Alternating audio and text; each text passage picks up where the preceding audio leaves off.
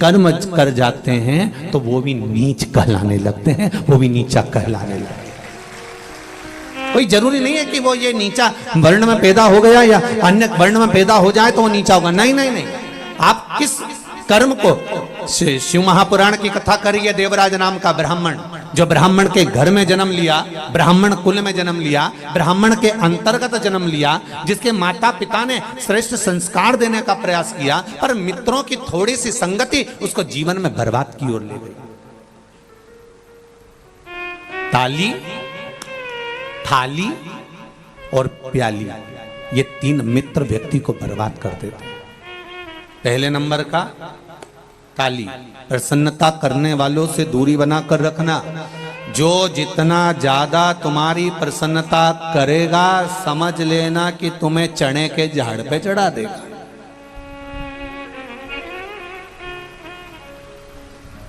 सुन लो री राजस्थान वाली जी जी, अच्छे से सुन। कोई प्रसन्नता करे और अपन वहां से बढ़ लो, तुरंत बोल दो हर हर महादेव, श्री शिवाय नमस्तुभ्यम। भैया हम तो जा रहे हैं, अब हमारे बस की बात नहीं, क्योंकि तुम ज्यादा प्रसन्नता करो तो सुनना नहीं अपने को, अपन को चल देना को। हो सके अहंकार आ जाए तो, अभिमान प्रकट हो जाए तो, जरा से में काम बिगड़ जाए तो, नहीं नहीं नहीं सुनना बिल्कुल, अपन तो चल दो, बस हो गया, हो राम जी हो।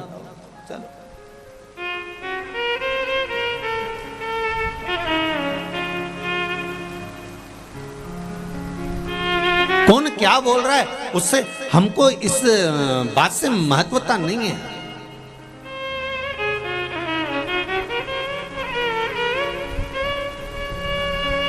कल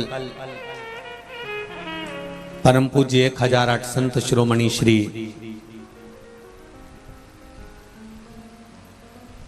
द्वारका शारदा पीठ के जगत गुरु शंकराचार्य परम श्रद्धे श्री स्वरूपानंद सरस्वती जी महाराज का शरीर छूटा, देवलोक गमन हुआ। ये व्यासपीठ परम पूज्य गुरुदेव जगत गुरु शंकराचार्य जी के पावन चरणारविंद को श्रद्धांजलि समर्पित करती है। और सबसे ज्यादा नतमस्तकता इस व्यासपीठ से परम पूज्य जगत गुरु श्री स्वरूपानंद सरस्वती जी महाराज के पावन चरणों को करती है, क्योंकि उन्होंने सनातन धर्म में, भले दुनिया के लोगों ने उनको कह दिया हो, कई लोगों ने उनका विरोध भी किया हो, कई लोगों ने शब्द पर शब्द भी कहे हो, कई लोगों ने राजनीति के भाव में भी कहा हो, पर यह व्यासपीठ उनको इसलिए बहुत बहुत बहुत श्रद्धांजलि और नमनता करती है, क्योंकि उन्होंने सनातन धर्म के जितने मंदिरों में अन्य देव की मूर्तियां लोग स्थापित करने लगे थे और हमारे सनातन धर्म के देवताओं को पूछना बंद कर दिया था और ना जाने किस किस को मंदिर में लाकर बिठा दिया था, उसका फुल जोर विरोध किया था। इसलिए उन्होंने सनातन धर्म में भले दुनिया कुछ भी कहती रहे, पर उन्होंने उस मूर्त को हटाकर अपने सनातन धर्म को पुनः जीवित किया। इसलिए यह व्यासपीठ नतमस्तक है। ऐसे जगत गुरु शंकराचार्य जी के पावन चरणों में उनकी श्रद्धांजलि को मैं नमन करता हूं। हो गए, पर वो अपनी बात पर अड़िग रहे कि ये मूर्ति मंदिर के अंदर नहीं चाहिए तो नहीं चाहिए। 33 कोटि देवता छोड़कर तुम ये देवता उनको पकड़ के क्यों ला रहे हो? कौन ने कहा तुम? नतमस्तक है ये व्यासपीठ परम पूज्य जगत गुरु शंकराचार्य श्री राम स्वरूपानंद सरस्वती जी के पावन चरण। अपनी बात पर अड़ी रहे, डटे रहे। महाराज यहां चरित्र कर रहा है। देवराज नाम का ब्राह्मण कुल में जन्म लेकर अगर आप ब्राह्मण कर्म से वंचित हो और आप विचार करते हो कि हम ब्राह्मण और ब्राह्मण कर्म से वंचित हो गए, तो यह श्रेष्ठता नहीं है हमारा।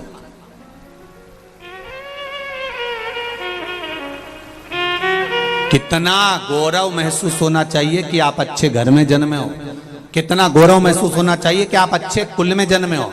कितना गौरव महसूस होना चाहिए कि आपको भगवान की सेवा प्राप्त हुई है, कितना गौरव महसूस होना चाहिए कि भगवान ने हमारा हाथ पकड़ कर रखा है, कितना गौरव महसूस होना चाहिए कि हमारे कंधे पर यज्ञोपवीत है, कितना गौरव महसूस होना चाहिए कि हमारे मस्तक पर शिखा है, कितना गौरव महसूस होना चाहिए कि हमारे मस्तक पर तिलक है, कितना गौरव महसूस होना चाहिए कि हमारे माता पिता हमारे साथ में रह रहे हैं, कितना गौरव महसूस होना चाहिए कि हम सनातन धर्म में जुड़े हुए हैं। देवराज नाम का ब्राह्मण कुल में जन्म लेने के बाद भी चोरी करता था, वेश्यावृत्ति करता था, गलत काम करता था।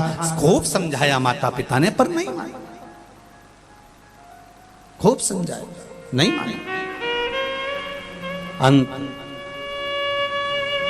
दुनिया मन का धन कर सकती है पर अंत तो अंत है। और देवराज नाम का ब्राह्मण चोरी का धन लेकर शिव जी के मंदिर में गया। शिव महापुराण की कथा चल रही थी, थोड़ी सी कथा उसके श्रवण शक्ति में, उसके कानों में पहुंच गई।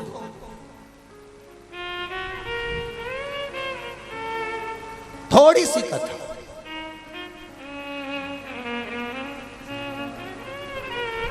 हम मानते हैं कि सालासर जी में कथा हो रही और इतनी जगह नहीं है बैठने की, पर विश्वास है।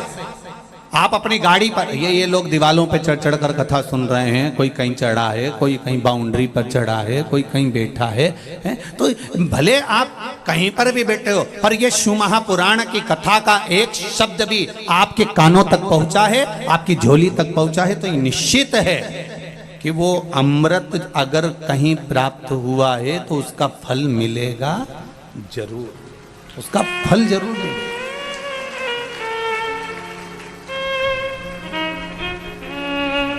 आस्था चैनल के माध्यम से, फेसबुक यूट्यूब के माध्यम से करोड़ों लोग इंतजार कर रहे थे सालासर जी की 5 दिवसीय शिव महापुराण का। करोड़ों, और आप भी जितने बैठे हो ना, सब इंतजार में थे, क्यों कब चलेगी, एक गाड़ी कर लें क्या, चलें क्या, पास में तो हो रही है, 150-200 किलोमीटर तो है, और चलेंगे भी, कथा भी सुनेंगे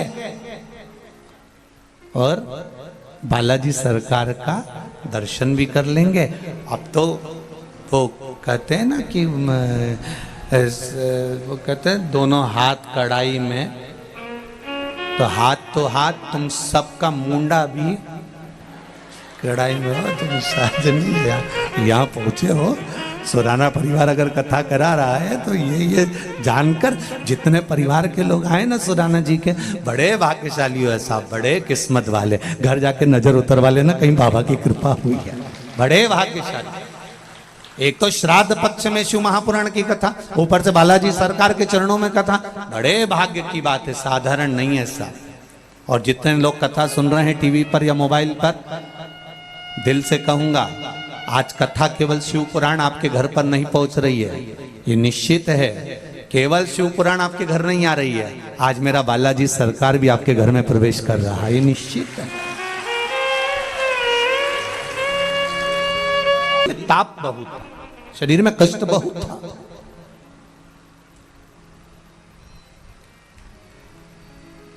प्राण जाने का समय आया।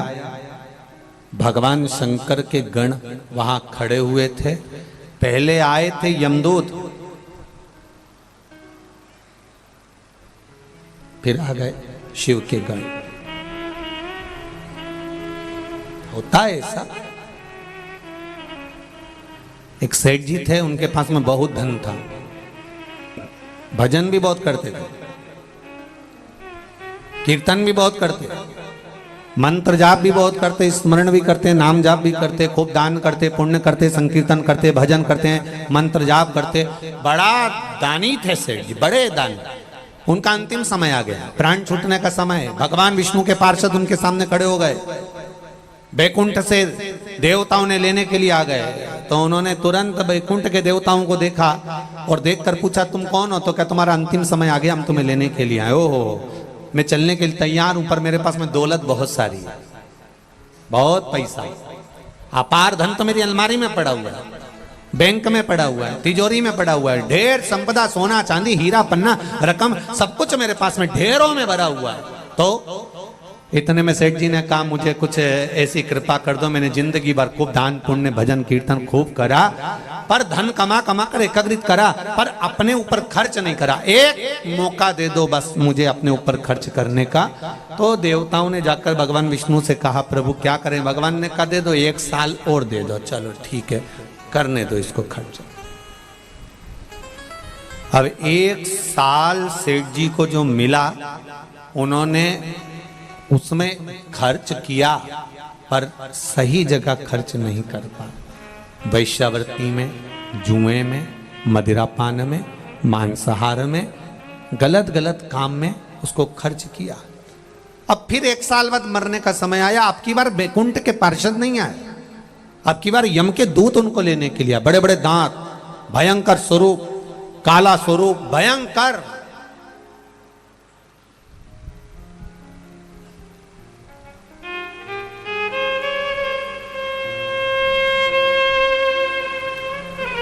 अब स्वरूप काला है, भयंकर स्वरूप है, बड़े भयंकर दिख रहे, बड़े भयंकर। अब देखिए कहां देवता आए थे और कहां ये आ गए। बदलने वाला भी बदल दे, चाहे आप मान लो ब्रह्मा, विष्णु और महेश।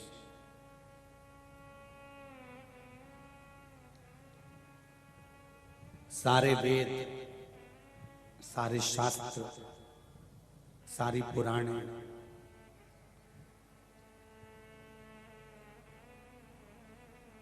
इस ओम के अंतर्गत है।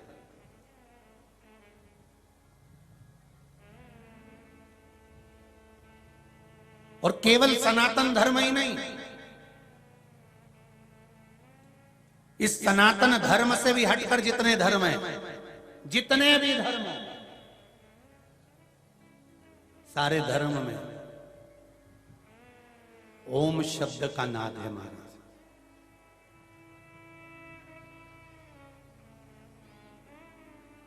एक बात का स्मरण रहिएगा आपके भीतर, जब कभी ऐसा लगे जीवन में कि मैं बहुत दुखी हूं और कष्टमय जीवन चल रहा है और कोई समस्या का हल ही नहीं मिल रहा, बहुत दिन हो गए जूझ रही हूं मैं इन समस्याओं से, तो बेलपत्री की जड़ के अंतर्गत, जो बेलपत्री का बड़ा वृक्ष हो, उसकी जो जड़ हो, उस जड़ पर लाल चंदन घिसकर या लाल चंदन से कटोरी में घिसकर लेकर जाएं। शिवजी पर लाल चंदन से पूजन करने के बाद में उसी चंदन को लेकर आकर बेलपत्री की जड़ के अंतर्गत ओम अक्षर को लिखकर एक बेलपत्र अपनी कामना कर उस जड़ पर बेलपत्री के समर्पित करना। पहले कथा में कहा है कि बेलपत्री कोई साधारण सा वृक्ष नहीं है, इसको केवल साधारण मत मानना।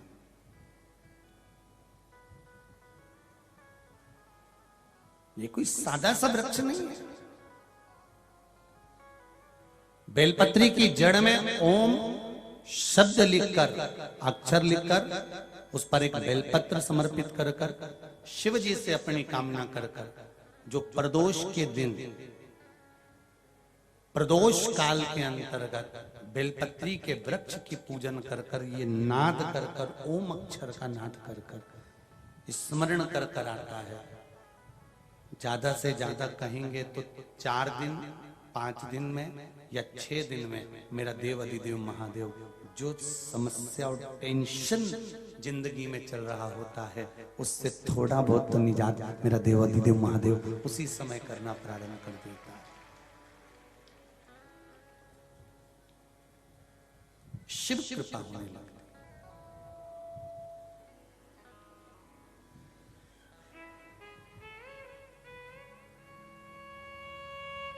पर चंदन लगा होना चाहिए शिवलिंग पर। पहले शिवलिंग पे चंदन लगाना है, उसके बाद लेकर जाना। कौन से दिन?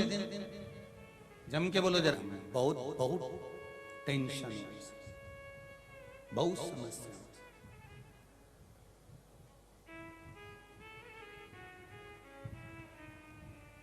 तब ओम अक्षर का नाद मूल होना चाहिए। आप में से कितने लोग शिव मंदिर जाते हैं? सभी लोग जाते हैं ना। तो शंकर जी के मंदिर जाते हैं तो आप जब वापिस लौट कर आते हैं तो नंदी के कान में, जब हम नंदी से कुछ कहते हैं